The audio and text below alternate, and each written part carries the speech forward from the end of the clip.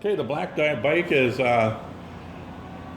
she's basically done. I'm still waiting for a tire for the rear, but I've got the rim in the powder coating oven. I'm actually powder coating it chrome, and it's looking really good. I'll do a little show me on that one. Okay, here's my little project. I'm getting better at it. The first ones I did didn't turn out so well. They had a lot of blisters and bubbles on them.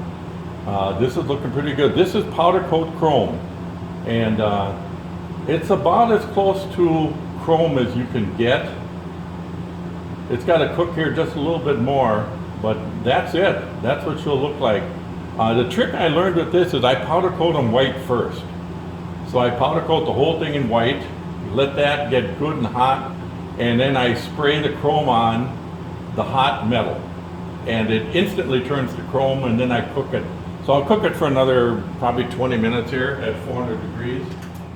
And then I took it out for a test drive. Runs down the road just great. I had to adjust the tie rods a little. The handlebars were a little bit crooked, so I got that straightened. I'm going to take it out again right now and drive it. I normally don't drive them in this condition. I usually wait till I have all the metal on them and everything. But it's going to be Thursday before I get the parts back from the painter. And this is 100% drivable. I mean, I could drive it across the country just the way it is.